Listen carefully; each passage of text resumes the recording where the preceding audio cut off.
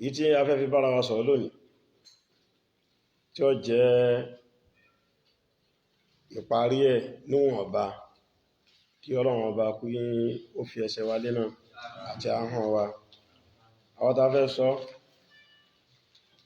ká máa sì sọ, ẹni tẹ́ fẹ́ gbọ́ ká má sì wá gbọ́. Ọlọ́run wa fi sínú òṣùwọ̀n dáadáa gbogbo wa. Òun ni Ramadan wa ma yataqarrabu al-'abdu bihi ila Allah. Ramadan àti àwọn iṣẹ́ tá fẹ́ ṣe nínú ẹ̀, tá fẹ́ fi súnmọ́ Ọlọ́run, àwọn nǹkan tí Ramadan tó bá wa lórí rẹ̀ tẹ́lẹ̀ tá lékún rẹ̀ láti fi súnmọ́ Ọlọ́run nínú Ramadan, àbí tí ò sí lára wa tẹ́lẹ̀ tá kákún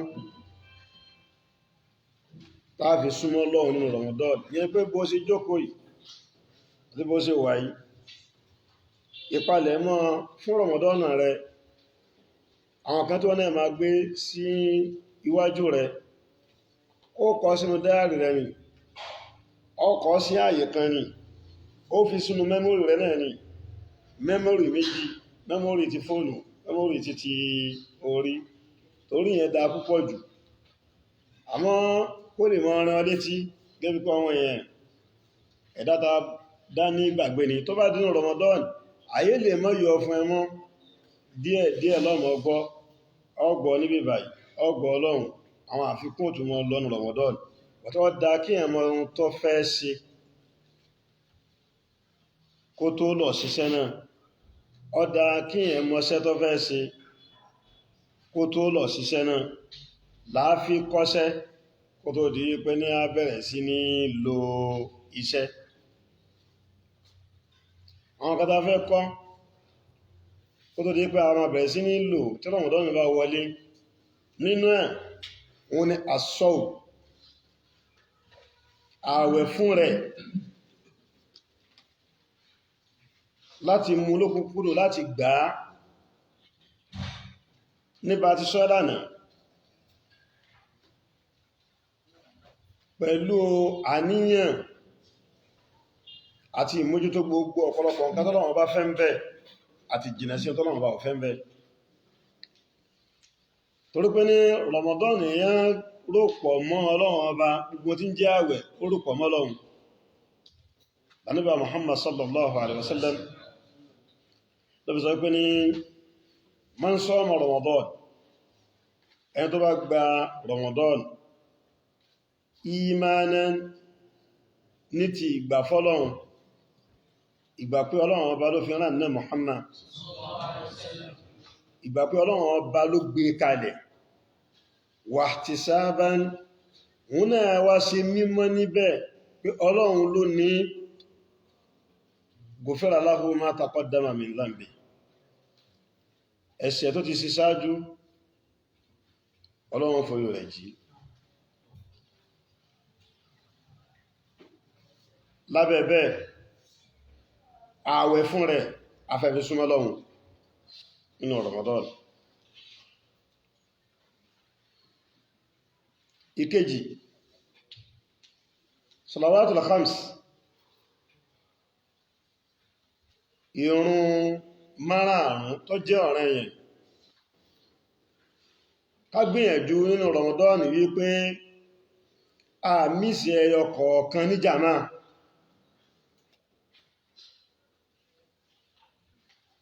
Àwọn tó bá já sí pé ní iṣẹ́ ìjọba tí wọ́n wà ń bẹ̀ ó nípọn títí, àbí bí wọ́n ti ń ṣiṣẹ́ lágbára,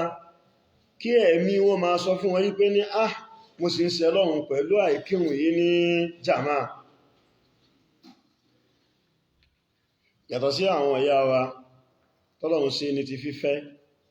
àwọn obìnrin afẹ́ ẹkírun jàmá, ọ̀rẹ́ èèyàn wọ́n náà ní fọ́kùnrin tó bàlágà tó ní làákàyè. tí ẹ bá ń kírun ní ṣégeṣége kí Ramadan tó dé kó fi Ramadan kọ́ra òun kí àsùbá ní jàmá kọ́mọ̀ jẹ sàárì títí kó wà ní oorun sàárì tó ń sùn àti oúnjẹ sàárì tí òun jẹ ní òjé kóhun kí àsùbá ní jàmá kò díra wọn lọ́wọ́ ó dúró fún ó farabalẹ̀ fún rírẹ̀ kọmọ́ lọ gbé ní zuhur kọmọ́ lọ kí zuhur ní kíni jàmá jíkì lọ sí mọ́sálásí rẹnu Ramadan jíkọ mara tó bá dẹ̀yìn Ramadan tó bá lè mara ní orí oṣù kan kò ní rọrùn tó Ramadan bá lọ tán fẹni tó lọ́wọ́n bá ti sharaha Allahu sadrahu lil Islam kó wá já sí pé yóò tún padà síbi pé yóò tún wọ́n sí ní zigizigi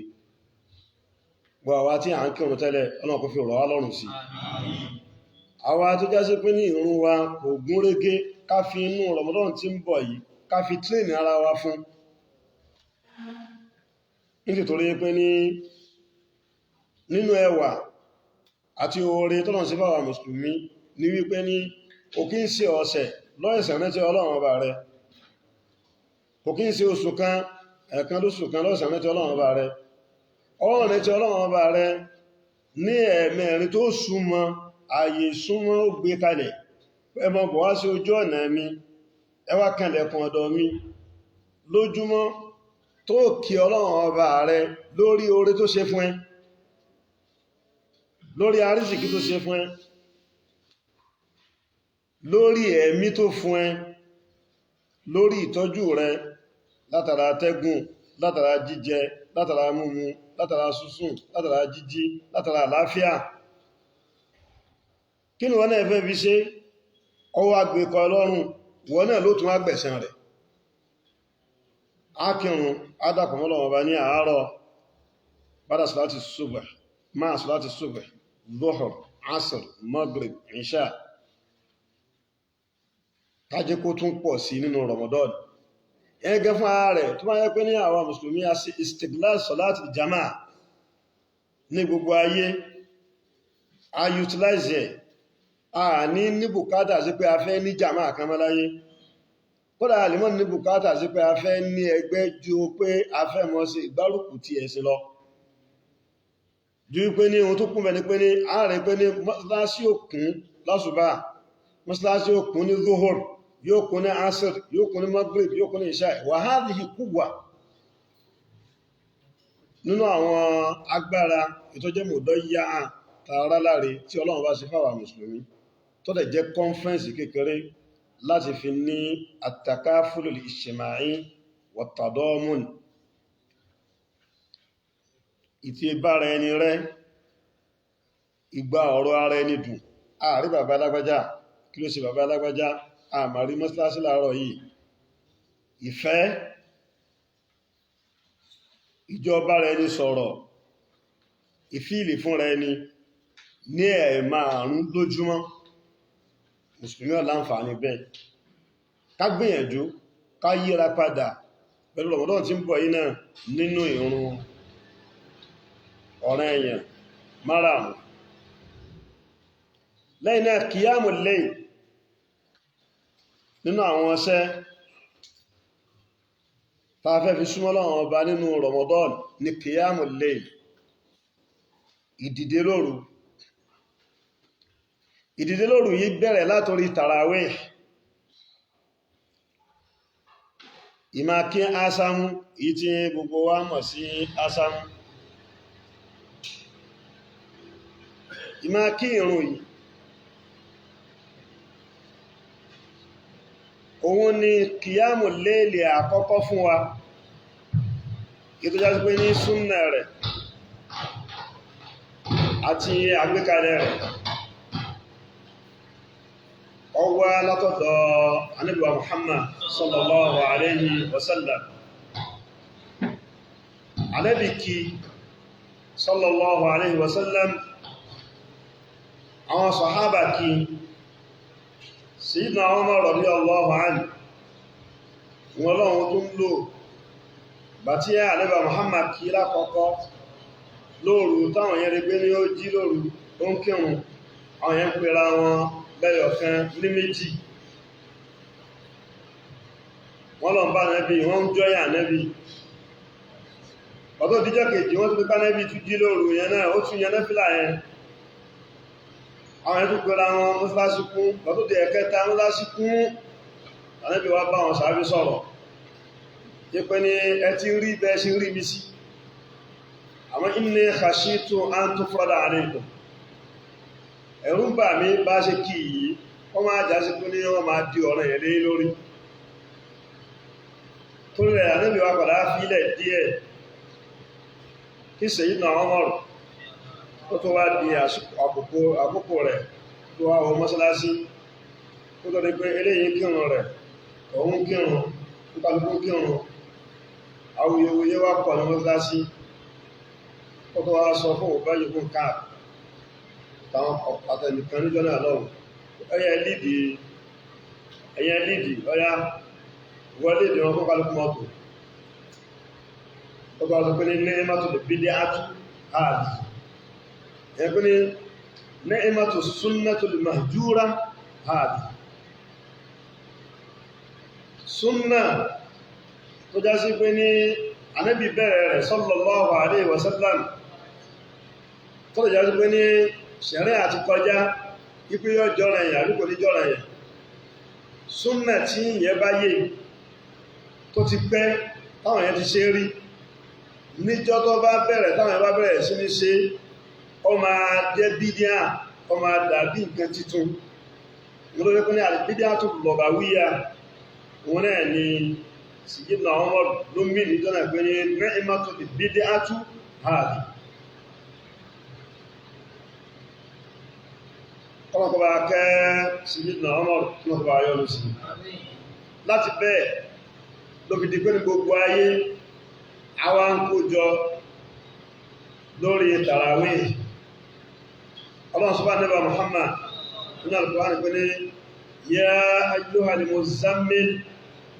قم الليل إلا قليلا قيام الليل wà ní gbogbo àsìkò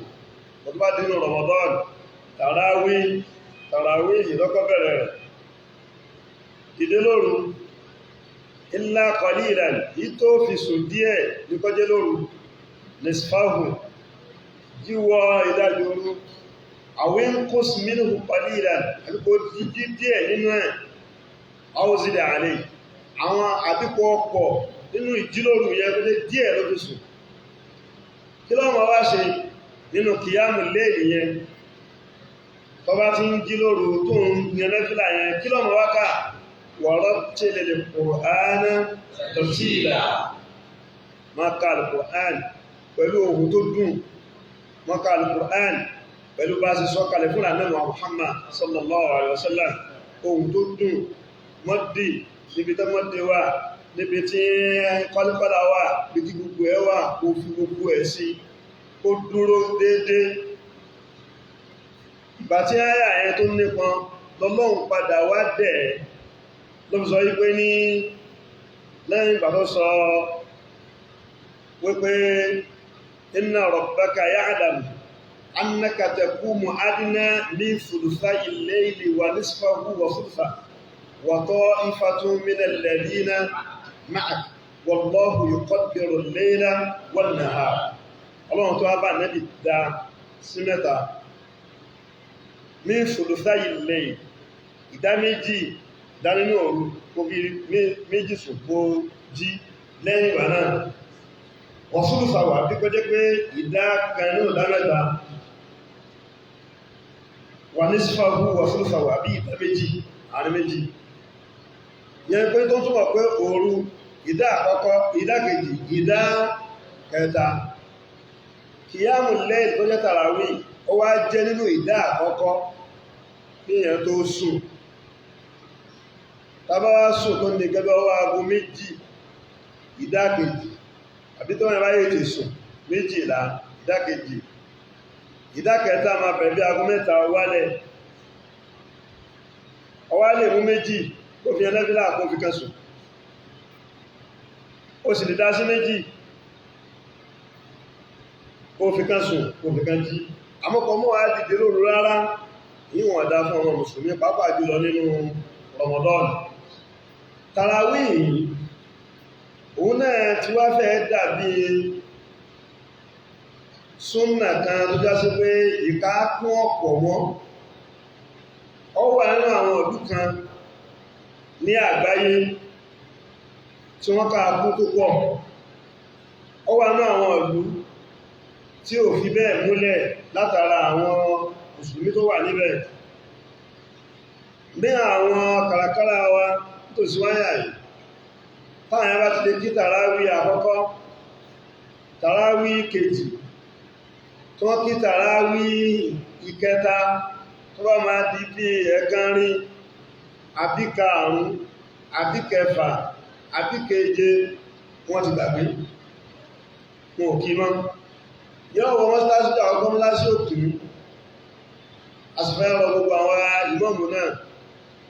tí a ń tọ́ àwọn èèyàn sọ́nà pé ìjọ tó bá kú ní àkọ́kọ́, ọmọ jẹ́ pé ní ibi tàbí fẹ́ gba sàárà àti fẹ́ gba owó tó já sí pé ní bá dìbíjọ́ kejì àníri ọmọ kọjá pé ní ohun ta fẹ́ gbìn sínú ọkàn wọn púpọ̀.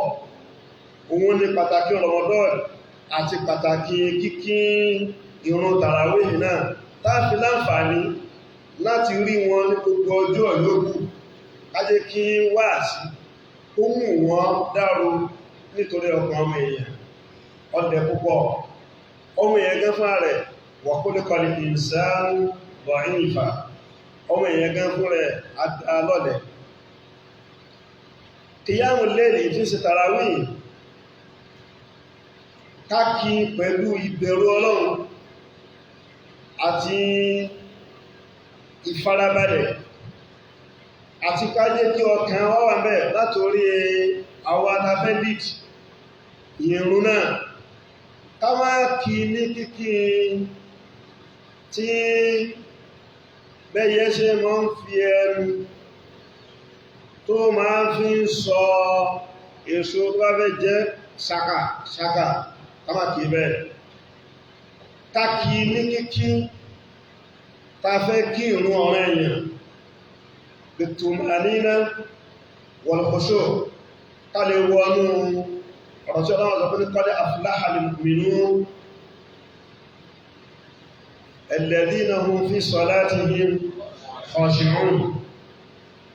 Ká lè wọnú àwọn tó já sí pé ní wọ́n jèrè, ọlọ́jà pẹ̀lú àwọn tó jèrè. Tábà wá ka Al-Qur'an nínú ẹ̀, ìyẹn jẹ́ ti àwa imam, ká jẹ́ kí ìka Qur'an rẹ̀ wà ní ìwọ̀ntúnwọ̀nsì, kọ́mọ́ gúdù, ká má ṣe tẹ̀fùkì, torí pé ní àwùjọ tí wà tó yàtọ̀ láwùjọ tí ìsinmi máa ń pọ̀. Àwùjọ tí wà shughulun fil layl wa shughulun fin nahar. Àwọn ará ẹ̀mí ìláyé wọ́n sin ṣe star, wọ́n dẹ̀ ń fi òru wọ́n fi ń ṣiṣẹ́. Ọ̀dọ̀ tí wà ní àyìn ọ̀pọ̀lọpọ̀ ọgbà láàrin láti lọ sí bí iṣẹ́ láti àárọ̀,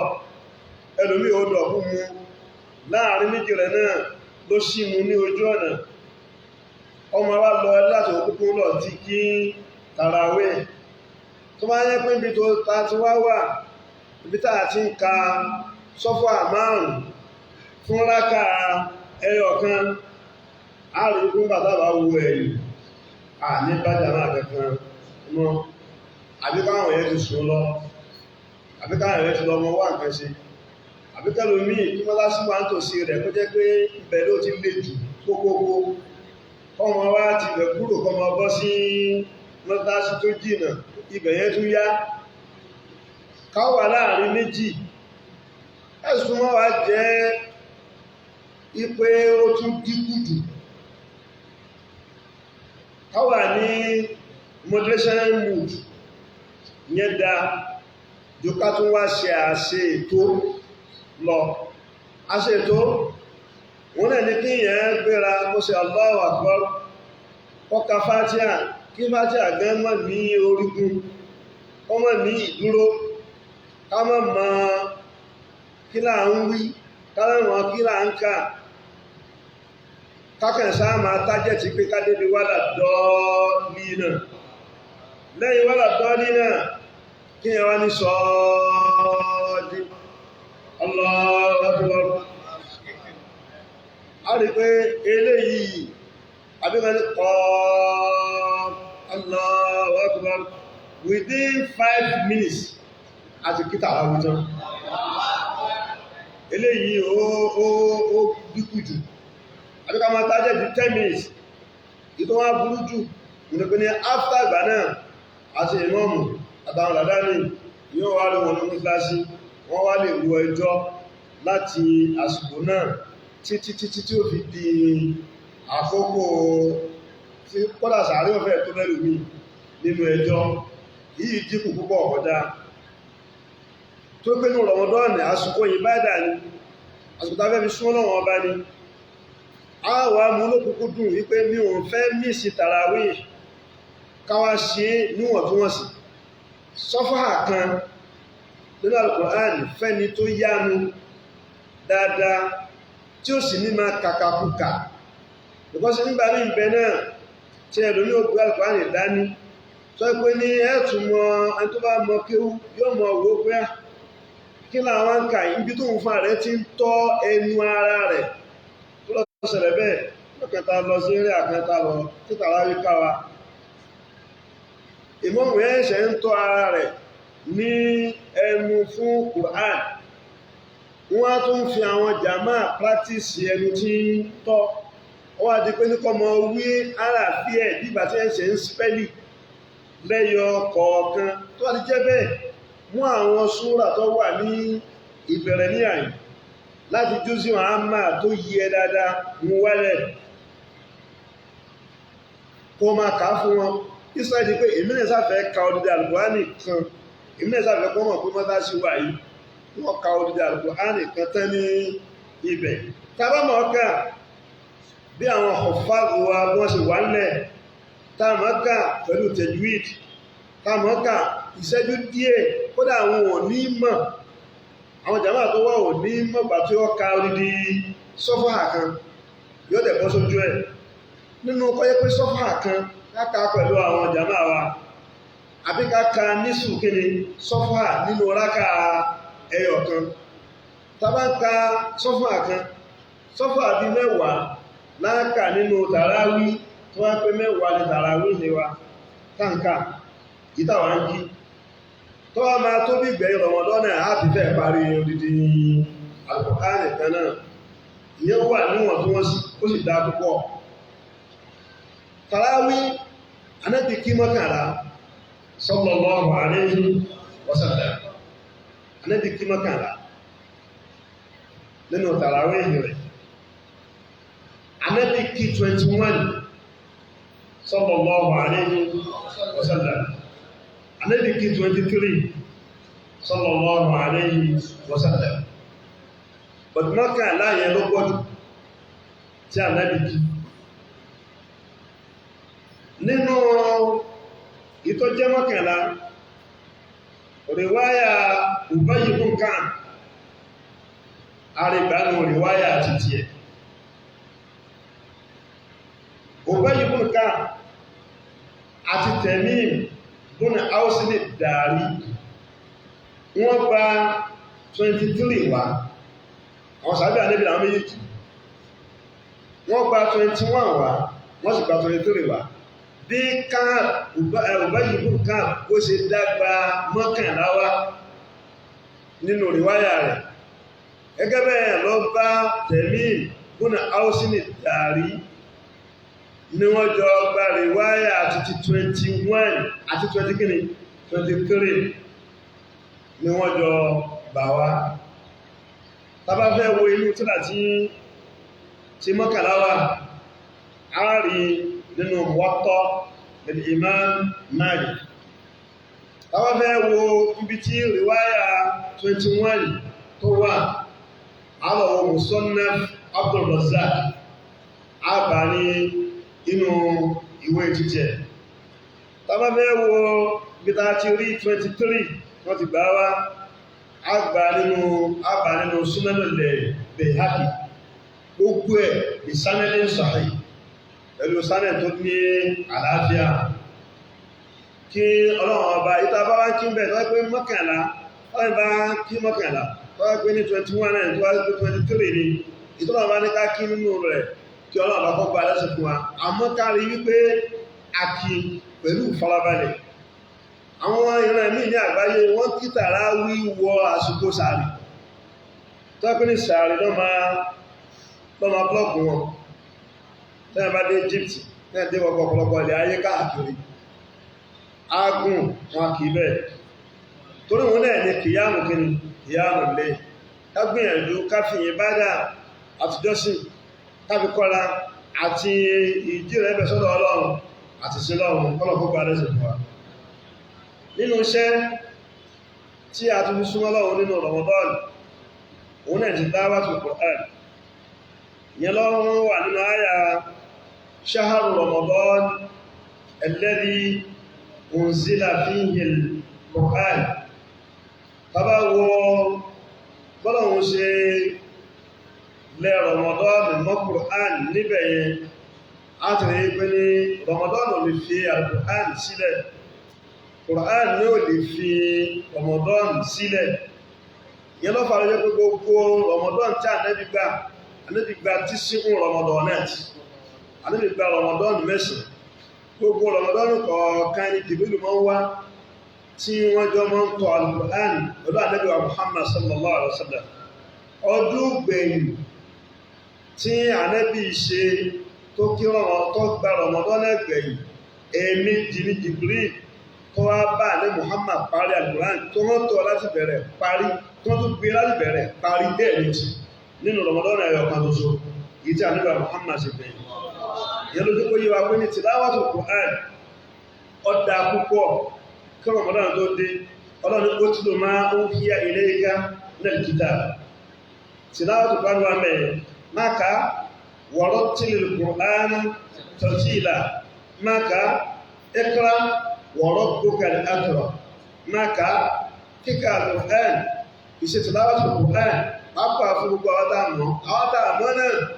àgbà kí jẹ́ kí ẹ̀ sọ pé ní báyà yàn lè mọ́ Kùránì ká kò sí ní ẹ̀sìn lè kọ́ dàgbà tó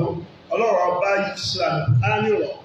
pẹ̀lú gbólóhùn tó sọ pé wà lọ́pọ̀dì yẹ sọ́nà Kùránì lè dékèr wàhálì olùdẹ̀kẹ̀ ọ̀sẹ́ni tó máa kà á kódà tí lákàrẹ̀ rẹ̀ sì máa ń sin gbogbo àlétòsí tí nǹkan kan ò tí ì ṣe lákàrẹ̀ rẹ̀ ọmọ àwọn ká torí náà ká tọ̀ ká mọ́ jáde gbogbo àkókò wa nínú Ramadan tìláwà Kùránì ló máa bá lọ jù ń bẹ nínú àwọn tó ti kọjá tó já sí pé ní ọjọ́ kan Fatima kẹrin ọjọ́ kan yóò parí Al-Qur'ani kan nínú Ramadan ọjọ́ kan lóṣù ń bẹ ní ọjọ́ pé ní alẹ́ mọ́jú Al-Qur'ani kan àárọ̀ di ìrọ̀lẹ́ rẹ̀ Al-Qur'ani kan tó ń wà pé yóò wà lẹ́yìnlá odidi kíni Al-Qur'ani mélòó méjì tí wọ́n náà máa parí tí wọ́n kọ́ bá pé 30 ayé Kùránì mélòó lọ parí yẹn 16 síse Kùránì náà lọ parí ń bẹ nínú àwọn tó kọjá ìsì ń bẹ nínú àwọn tó wà lórí òní náà tí wọ́n gbìyànjú rẹ̀ bẹ́ẹ̀ tó bá wá kéré fún wa tá a lè báwọn yẹn tàbátàtò àyà ọjọ́ mẹ́ta kò yẹ kí ìyẹn tún pàápàá tọ́ nípa ẹ̀rì ọmọ akẹ́kọ̀ọ́ mímọ́ tó tún wá parí lórí Kùránì tì ní odidi ọjọ́ mẹ́ta ó bá bẹ̀rẹ̀ Al-Qur'an ní ọjọ́ àkọ́kọ́ àtọ̀sán àtòru rẹ̀ yóò lò nínú rẹ̀ yóò ṣe ọjọ́ mẹ́sí ọjọ́ kejì yóò kà láti ìbẹ̀rẹ̀ Baqara Fatiha yóò gbé débi suratul Kahf tó bá di bí ijọ́ kejì láti Kahf yóò dé bí irú Qasas tó bá di bí irú An-Naml tó bá di ọjọ́ kẹta yóò parí ẹ̀ sọlásù àyà ó yẹ kó wà òkè tó bá tẹ̀dá Al-Qur'an gbogbo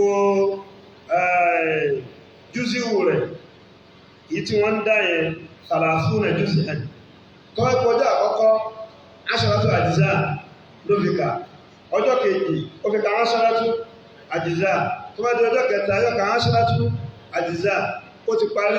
odidi Al-Qur'an nìkan láàárín ọjọ́ mélòó ọjọ́ mẹ́ta tí ẹ bá tún wá jìnà sáfàtù àyà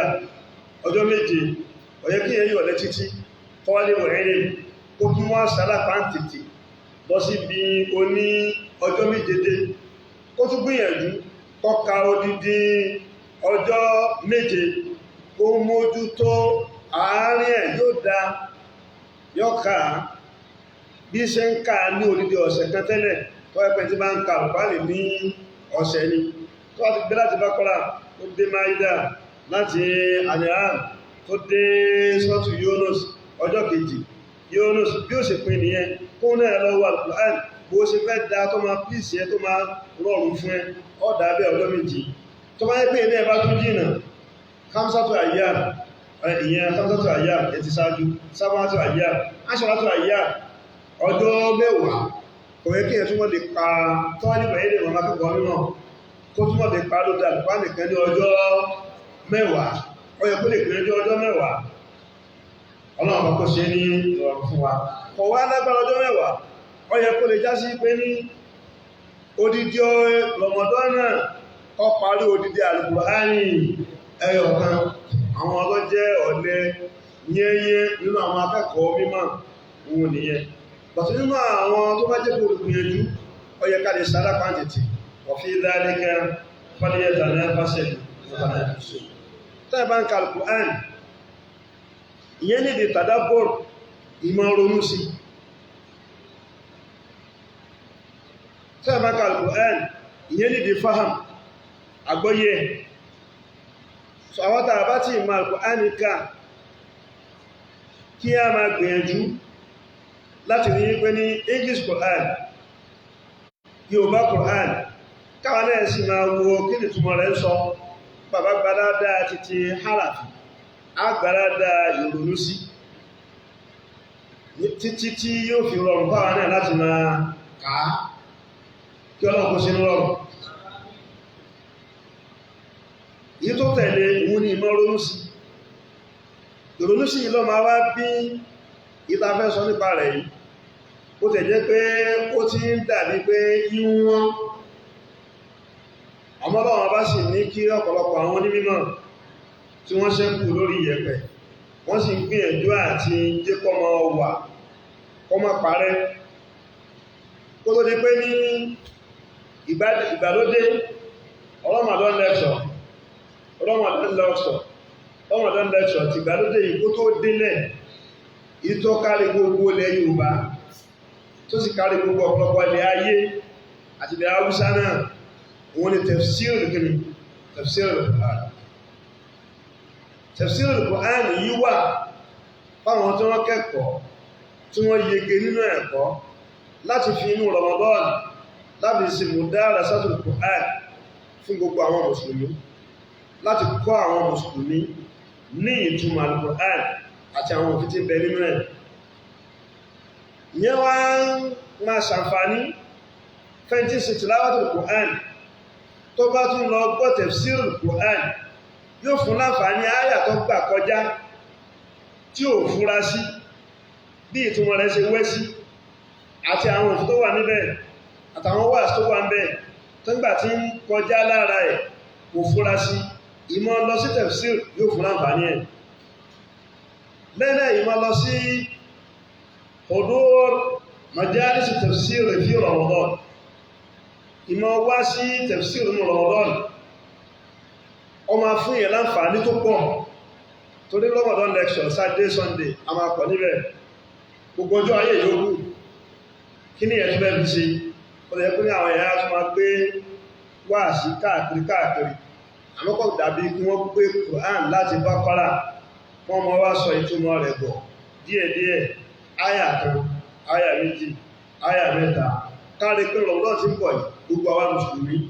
a lọ sí majlisu tafsir Quran àwọn ààyè ibi tí wọ́n ti ń tú Al-Quran tábá tí ń lọ síbi wáàsí ká pàtàkì ẹ̀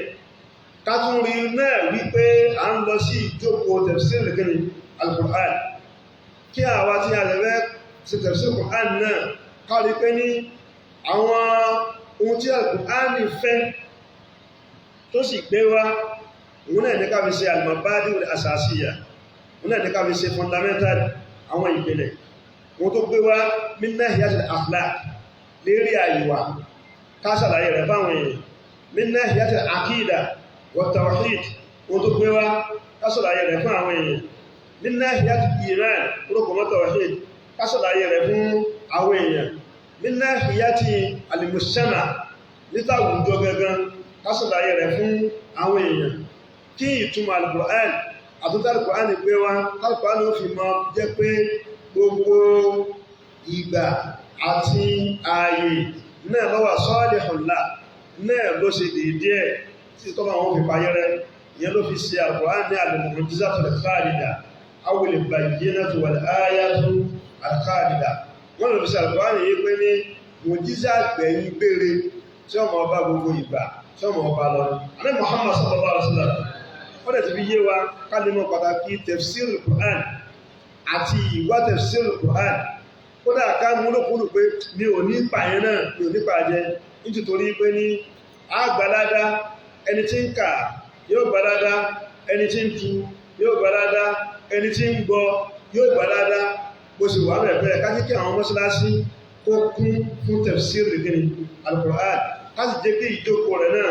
ọmọ dúró déédéé kámójútó dáadáa kí ọlọ́run bá kó jẹ́ kí ọmọ tọ́nà bá wa láyé ó sì bá wa nínú àlàáfíà àwọn tó ti pàdé Muhammad sallallahu alaihi wasallam ó ní màṣíkàmà àkọ́wò tó wà jẹ́ pé torí àdìsí yẹn nìkan ló so láti fẹ́ mọ́ lọ gbọ́ tafsir Qur'an nínú Ramadan ó tó Ànábì ní màṣíkàmà àkọ́wò mú fi baytin min buyutillah àwọn ìjọ kan onímọ̀ kójọ nínú ilé kan nínú àwọn ilé ọlọ́run yatluna kitab Allah kan máa ka tírà ọlọ́run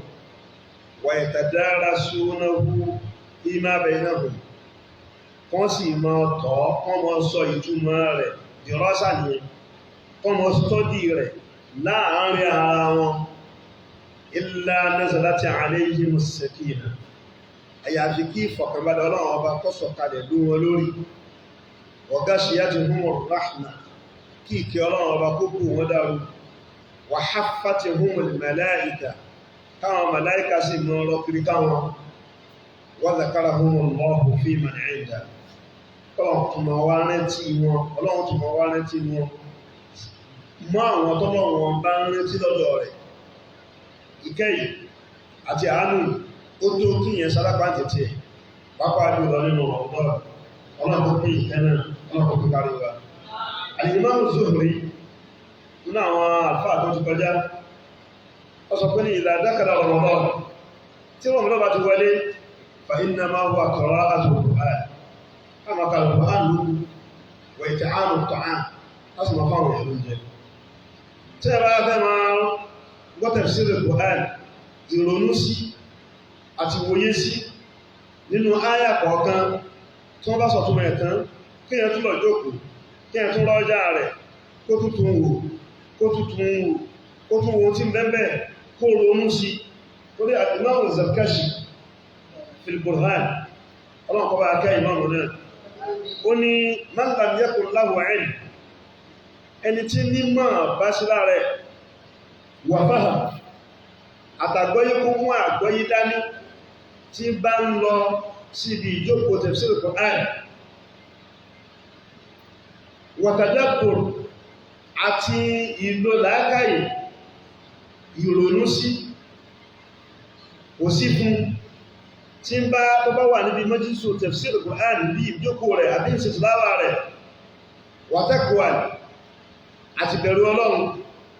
lam yakun lahu min ladhatil Qur'an shay'a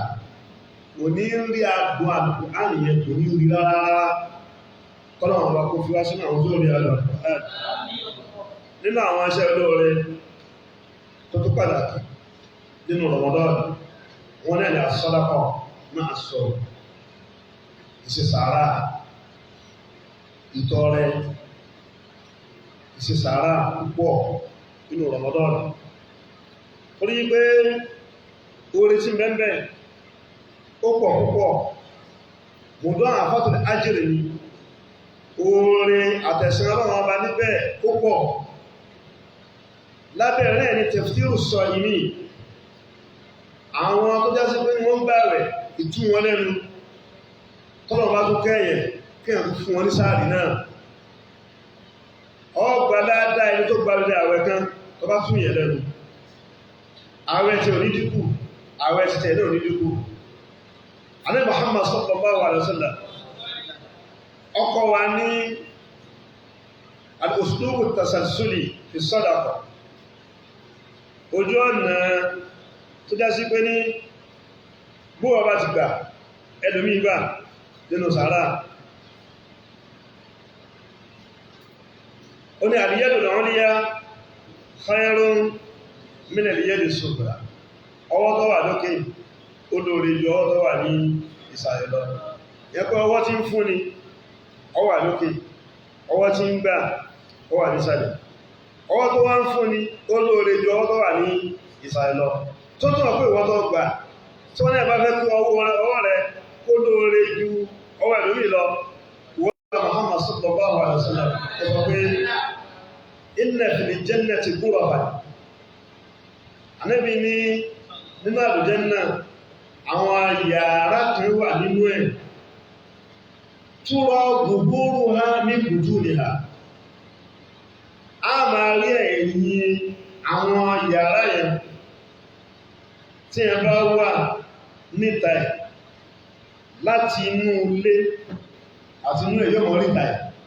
wa butunuha min zuhuriha, níbi tó rẹwà ní tọ́bọ́ wà níta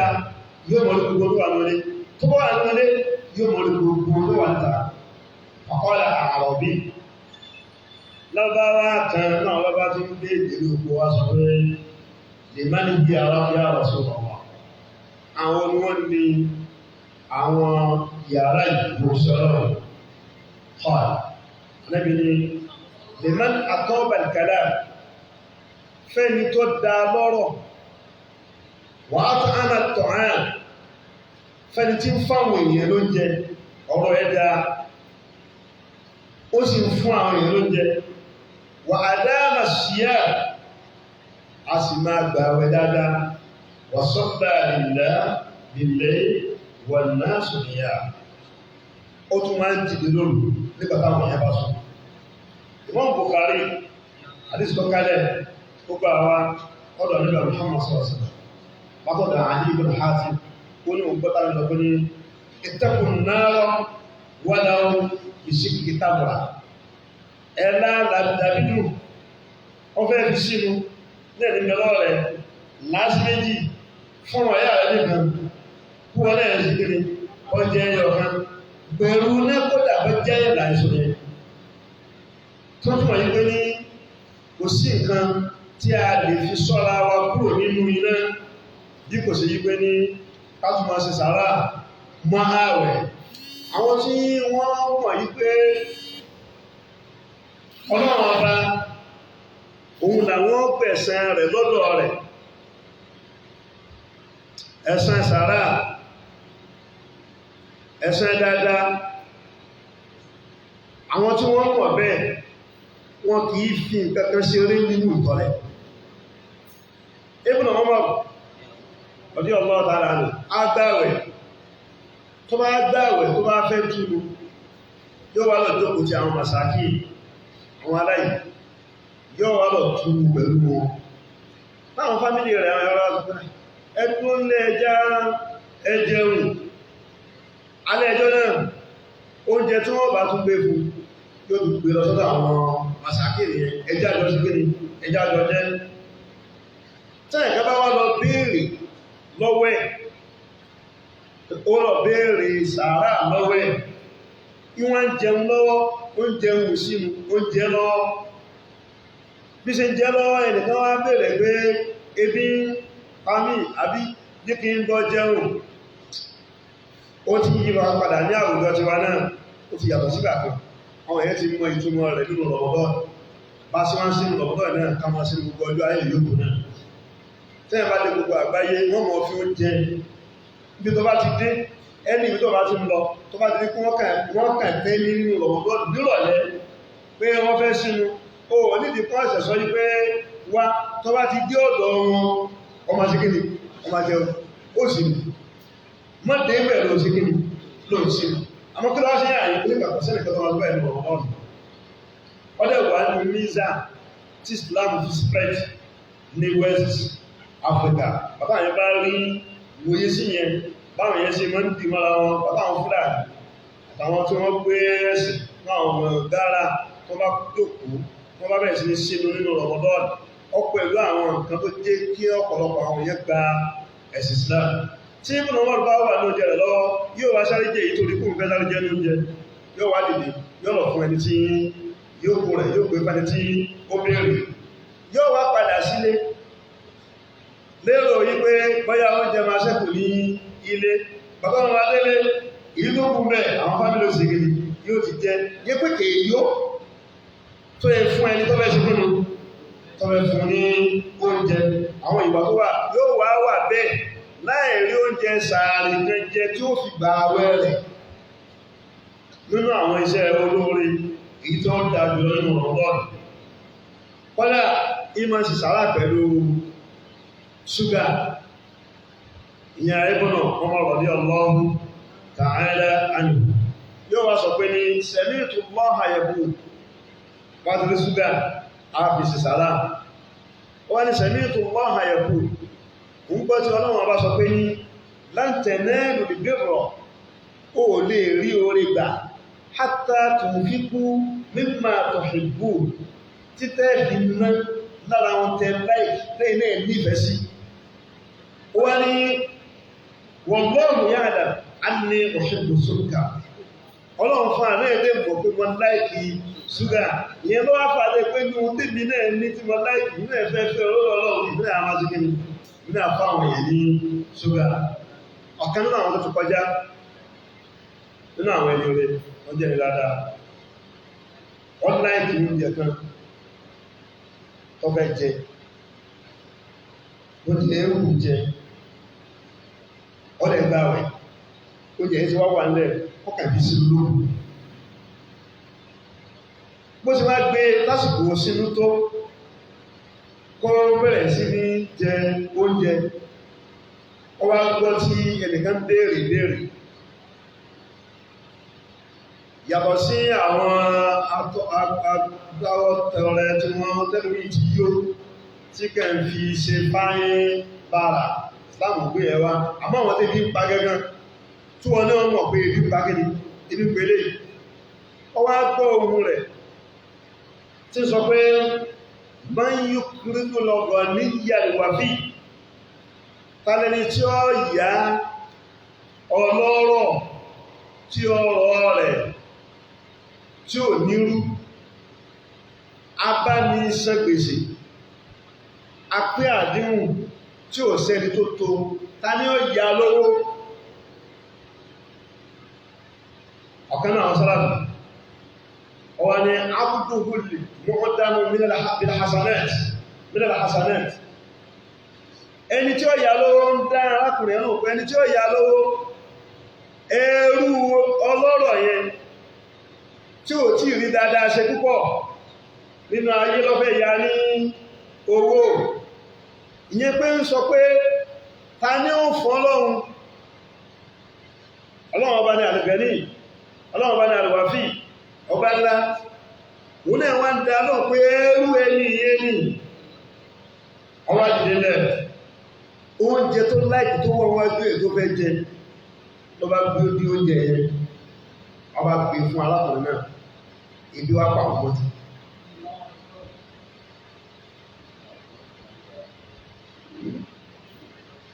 àwọn kìí náà ó ní gán àmọ́ àwọn tí wọ́n mọ ìtumọ̀ pé Ọlọ́run ọba ní máa ń sàǹsà rẹ̀ wọ́n a máa rí wọ́n a sì máa ṣe bẹ́ẹ̀ wọ́n náà pẹ̀lú àtàrà àdìíthàrù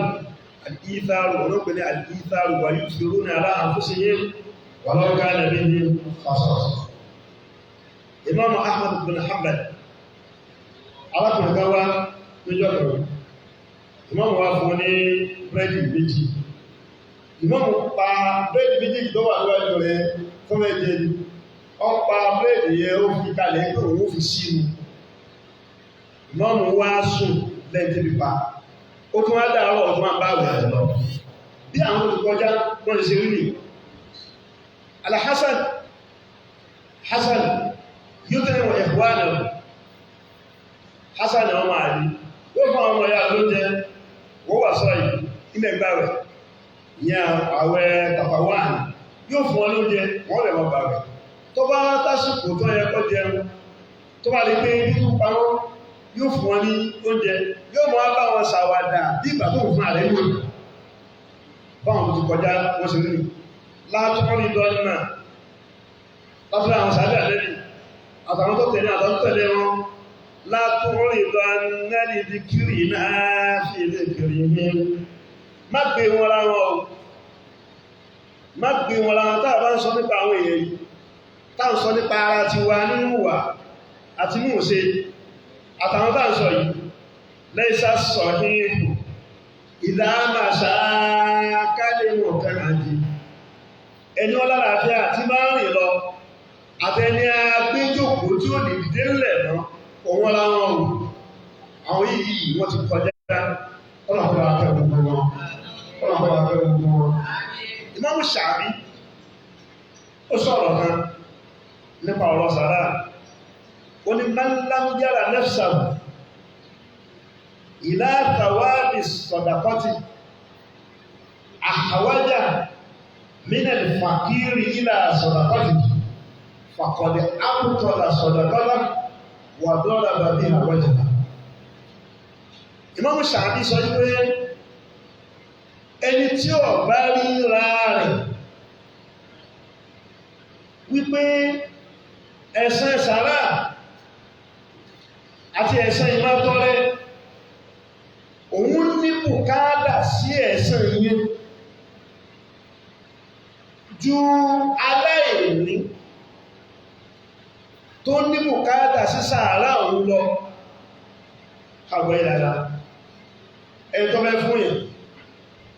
òun wo ẹ̀san ẹni tó fẹ́ gbà lọ́wọ́ èèyàn kò wó ẹni tó fẹ́ gbà lọ́wọ́ rẹ̀ kò wó àtúntò díwájú ẹ̀ kò wó ó ń wo ẹ̀san tó náà bá pèsè kalẹ̀ fún un ẹni tó bá yẹ kó wá máa rí ẹ̀san yẹn ẹni tó fẹ́ fún aláìní kú ní sábà òkú ti dé ònímọ̀ àtọ̀rẹ̀ sábà ẹfún ní ìkàkà tó máa mọ̀ lọ ẹni tó bá jẹ́ pé ní fàwádì sọ́lákọ̀ yẹn ẹ̀ṣẹ̀ ẹ̀yẹn tó náà bá pèsè kalẹ̀ yẹn náà ló ń retí ju aláìní tó ní bùkátà sí lọ nítorí ọmọ ríra rẹ̀ bẹ́ẹ̀ ọ̀kọ́dé àbùtọ́là sọ̀dàkọ́tà tó pé aláìní yẹn nìkan wò sábà kan máa lọ ó ń ba sàárà rẹ̀ jẹ́ pàtó bá jẹ́ dọ̀rọ̀ bàbí àwájà ó tó wá fi sàárà yẹn ó tó fi nára rẹ̀ lójú Ìmáàmù Ṣàbí lọ sọ bẹ́ẹ̀ yẹn ní pé ní tí kò pàtó wá bẹ́ẹ̀ fún èèyàn innama nut'imukum liwajhillah la nuridu minkum jazaa'an wala shukura bó ti yẹ kí àní ẹ̀ máa rí yìí lọ́wọ́ bá náà sọ bẹ́ẹ̀ nígbẹ̀ yìí pé inna hadha kana lakum jazaa'an wa kana sa'yukum mashkura a fún yín lóúnjẹ a fún yín nínú ààrẹ tí ẹni kankan ẹ̀ àfọ́lọ́wọ́ ọba ọ̀dọ̀ ẹ̀ láti retí ẹ̀san innama nut'imukum liwajhillah ọ̀dọ̀ náà ọba láwọn ẹ̀sẹ̀ ẹ̀sẹ̀ rẹ̀ ààrẹ tí ẹ̀sẹ̀ ọ̀dọ̀ ẹ̀lú mi láàrín nínú lókùn jẹ́zà ààrẹ tí ó gẹ́gẹ́ fún àpàdà ààrẹ tí ó tọ́nù kan wọ́n dà ṣùkú rọ̀ lẹ́bá dúpẹ́ ẹdúpẹ́ ni ààrẹ tí ìdúpẹ́ lọ ní ọlọ́run bá ní tó bá dìgbè ìbí náà wà kọ̀m̀pẹ́sẹ̀tì wọn ó ròyìn gbogbo ẹ̀sẹ̀ tó bẹ́rẹ̀ sí fún wọn wá ní nàhádá ká ní lákùn jẹ́zà ìtí ọmọ jẹ́sẹ̀ tí ní ẹ̀yìn lẹ́yìn èrè tí ọpẹ́ wàká ní sáàyìn gbogbo ṣùkú rọ̀ ìbí ó sì wá dúpẹ́ fún wọn gbogbo àwọn tí ń ṣe rí tí ó tún padà máa ti máa ṣe rí nínú tí ọlọ́run ọba fún wọn nínú alẹ́ òkè kí ọlọ́run bá kọ́jú pẹ̀lú ọ̀nà ẹ̀bá wa láyé kí a lè rí orí ìyẹsẹ̀ púpọ̀ gbogbo àwa tí ẹ òbí náà ọlọ́run kókò wá lọ́rọ̀ káwa lè tọrẹ fún àwọn tí wọ́n lè bùkátà sí nínú àwọn nǹkan tí a tún yẹn fi tọrẹ nínú Ramadan ìyẹn afẹ́fẹ́ tọrẹ ìyẹn afi mímọ̀ tọrẹ ìyẹn afówó tọrẹ ìyẹn afi yìí tọrẹ dípé bọ́ síbẹ̀ lọ́dọ̀ lágbájá ìyẹn afi àtúnṣe láàárín àwọn èèyàn ìyẹn afi tọrẹ ìyẹn afi ìgbáyé gbé ẹrù ìyẹn afi tọrẹ iṣẹ́ rí pọ̀ tí gbogbo wa náà kágbìyànjú rẹ̀ nínú Ramadan kódà nínú ohun tó tún da jù lọ́dọ̀ Ramadan kí ẹ fi sùúrù kalẹ̀ àtàgbémọ́ra àti àmójúkúrò kí ẹ fi tọrẹ nínú Ramadan kí ẹ mójúkúrò èyí bá sọ pé sùúrù àtàmójúkúrò àtàgbémọ́ra yìí láyé kéjọba alẹ́ yìí láti lò fún òkèbá àwọn tí ẹ̀mí wọn ga àwọn àgbàlagbà nínú Ọlọ́run àwọn tẹ́mi wọn ga sínú sí lọ́run àwọn náà wọ́n sábà máa ṣe kí ẹ bá àwọn ìjà tí yé tí kó nínú Ramadan kó tún wá bẹ̀rẹ̀ ìjà yẹn náà nínú kíni nínú Ramadan kí ẹ bí àwọn bú àwọn ẹ̀ tí yé tí kó tún nínú Ramadan kó tún pọ̀ tún lè bú àwọn èèyàn kí ẹ ba àdúgbò jẹ́ nínú ọjọ́ ìdíbò Ramadan lé kó tún nínú Ramadan kó tún da àdúgbò eléyàn ọ̀dà bí ẹ̀ka bá ṣe ọ̀ tí Ramadan bá ti ń bọ̀ ọmọ bóyá onígbà mi máa yí ọmọ bóyá ní olùkọ́ máa yí ní lọ́pàá ló jẹ́ pé ní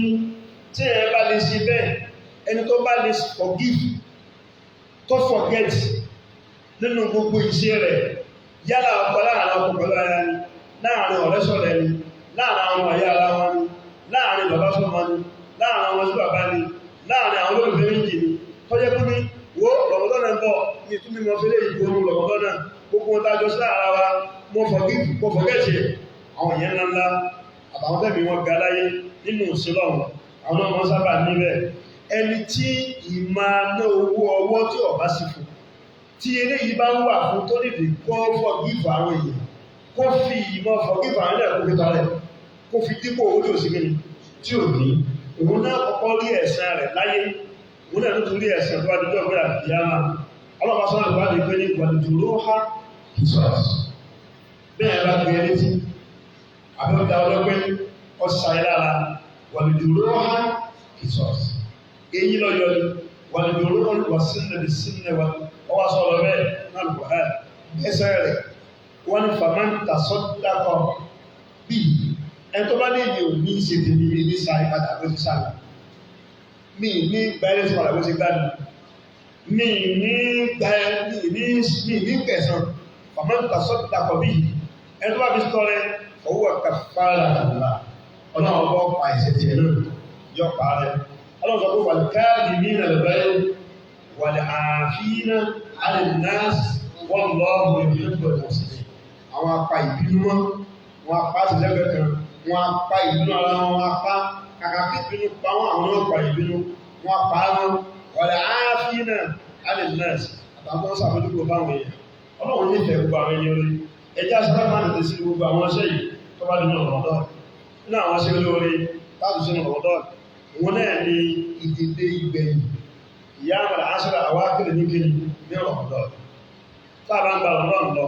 lọ́pọ̀lọpọ̀ ọgbà tó bá ti di ọwọ́ ìgbẹ̀yìn tí máa ń rẹra àmọ́ àdébà Muhammad sallallahu alaihi wasallam tó bá di pé ní ìdá dákàlẹ̀ àṣẹ ní Ramadan tí mẹ́wàá ìgbẹ̀yìn bá ti wọlé ní Ramadan ṣẹ́dá ní ìzára ànábì yóò de àmórí ẹ̀ yóò de bàntẹ́ wà áìkọ́dọ̀ àhìlà yóò jẹ́ àwọn fámílì ẹ̀ àwọn ìyàwó ẹ̀ àtàwọn ọmọ ẹ̀ wà áhìyà lẹ́yìnlá ànábì ọmọ ayé gbogbo sallallahu alaihi wasallam ní sọ́wọ́dé Ramadan wọn ní àlè ti bá tí a máa ń farabalẹ̀ sílé ọlọ́run nínú Ramadan inú olóòrùn nínú Ramadan ní ọlọ́run ọ̀pẹ́lẹ̀ wà láà tó bá ṣe lóòrùn náà wà á ń tún á ní fúnná ní ìbàṣẹ́ inú sí olóòrùn tó pọ̀ ní Ramadan kí yẹn já kó gbogbo òwò ayé pápá jùlọ nígbà tó Ramadan ti lọ níbẹ̀ yẹn yóò láǹfààní àti títà rárí yóò láǹfààní àti ṣètà ájò ní ọ̀run láti lè wá lẹ́yìn láti kéwòn ní láti kọ́dẹ̀ yóò tún wá dìde ní àwọn òun láti kọ́dẹ̀ àwọn ọmọ wítìrì tí di 26 mọ́jọ́ 27 tí ó tó fi parí ààrẹ tó ń ṣe sọ́dábàbù fítìrì nínú àwọn tí ó lé orí gbogbo ẹ̀ lọ́pọ̀ nínú Ramadan tó fi dìde ọdún kí ọlọ́run ọba kó jẹ́ kí Ramadan náà ọba aláyé ìrọ̀rùn ó jẹ́ àgbà ọlọ́run ọba lẹ́gbẹ̀ẹ́ Ramadan lára kí lánàá ìjọba jáde ọ̀ṣọ́gbà lẹ́gbẹ̀ẹ́ Ramadan wọ́n fún alálàáfíà níbẹ̀ سبحان ربك رب العزة عما يصفون وسلام على المرسلين الحمد لله رب العالمين